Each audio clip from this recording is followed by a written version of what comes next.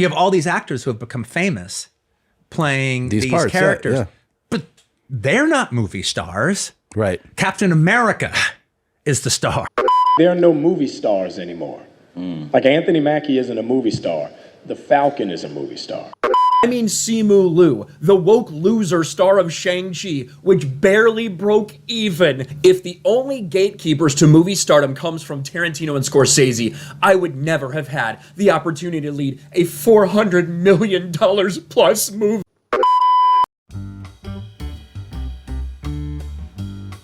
What was the last film you watched at the cinema? What was the main reason you actually went to the cinema? Was it because you wanted to find out a continuation of that long-standing 10-year plus story that's been going on and on since the year 2009? I'm not talking about Marvel. Well, I actually am talking about Marvel. Was it because your favorite filmmaker has released their latest film? Was it because you wanted to see your favorite childhood toy come to life on the big screen? Was it for the sheer entertainment? And I'm willing to wager that I know the exact answer you just gave to those questions, because the next question, like the subject of this video essay, is becoming more and more extinct. Are you gonna bark all day, little doggy? Or are you gonna bite? Was it because your favorite actor is in the movie? Okay, let's look at this objectively, as I always love to do, before we move into this subjectively. Which movie stars are still bringing butts to the cinema? What do you see when you look at me? That's it. That's just like 3 people. That's pretty poor. I'm going to kill you with that.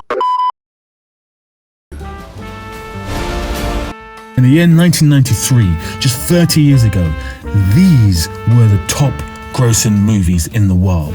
Aside from a T-Rex, each of these movies are driven by star power. The incredible Robin Williams, Harrison Ford, Tom Cruise, Sylvester Stallone, Robert Redford, Tom Hanks ×2, Meg Ryan, Denzel Washington ×2, Julia Roberts. None are sequels. And we have one remake, The Fugitive, although technically it's more of a reboot of a TV show than a remake. Compare that to the box office of this year. From that list of hits, we have 1 animation, 4 sequels, 2 Chinese films, 1 Disney live-action remake, and 1 Christopher Nolan film. The outlier here, if we're being hyper-focused, would be Tom Cruise's Mission Impossible. However, did people go to see it for Tom? I'm going to kill you with that. Or did they go to see it because it's a sequel? Barbie. Now, this is a question that I already know the answer to, but let me ask it anyway. Do people flock to the Barbie movie to see Ryan Gosling or Margot Robbie? Margot Robbie, incredibly talented actress, although her shouty performance in Babylon was not to my liking at all. I'm going to kill you with that. Her last few movies have all been box office disappointments. Amsterdam. So maybe we can conclude that she isn't exactly the reason people flocked to the cinema. Brand awareness might be the reason, but also Warner Brothers marketing team. A+ to you guys. A+. Hey!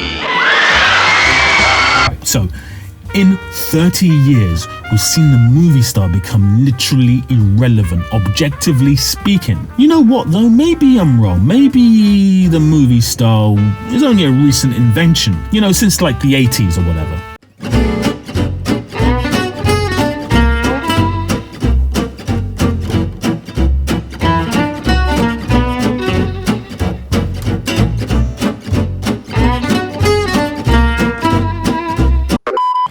I don't think so. Nah. So, where does this leave us? If movies can only be sold via sequels, remakes, reboots, pre-existing toy brands, and live-action remakes, doesn't this naturally mean that we have one little instant problem? And why the fuck are you wasting my 2 precious hours with your movie? I don't have any use for it. I don't have any bloody use for it. Story. If you have a movie star big enough to bring butts to seats, this naturally allows studios to take more chances with their scripts. Okay, let's say you have 90s Tom Hanks, shit hot, of the success of Sleepless in Seattle, Philadelphia, and Forrest Gump.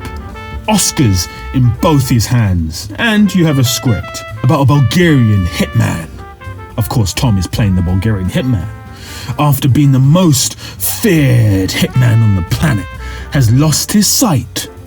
But now, he has to face his most feared opponent yet, love. But he needs to do one last job before he can get out of the game. Alright, so this script sounds like a typical 90s crime caper. A bit of crime, a bit of love.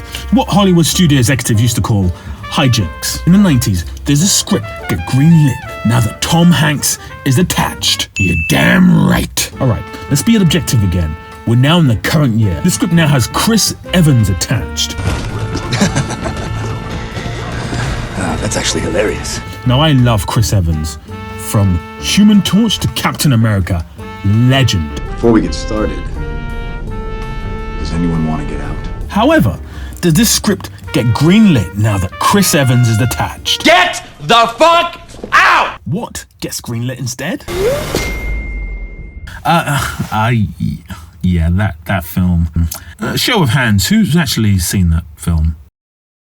Yeah, I thought so. Let's move on. But they're not movie stars. Right. Captain America is the star. So, we've come full circle. There's no movie stars left, bar men who are leftovers from the 90s, and the youngest of them is 48 years old. I mean, I know all the information. The eldest is 68, and instead of getting them to do this...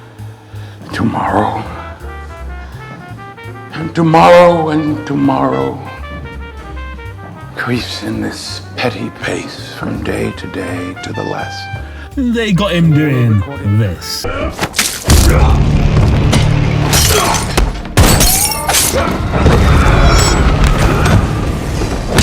These movies, honestly, though, please stop. So when a script, a good script, hits a Hollywood executive's hands, what is he thinking now? Know what? If I can get me a top A-lister to lead this project, I got me box office gold. Nah, he's not thinking that. He's thinking, It's a cute script, kid, but I need another sequel, reboot, remake, you know, all that stuff. Screw your script. And in turn, the audience is thinking, yeah, I'm not going to the movie theater. I'd rather take my chances on a streaming service. Love and romance and light. What the actual fuck? You have not seen what I have seen. There we go. I'll just binge The Boys for 24 hours.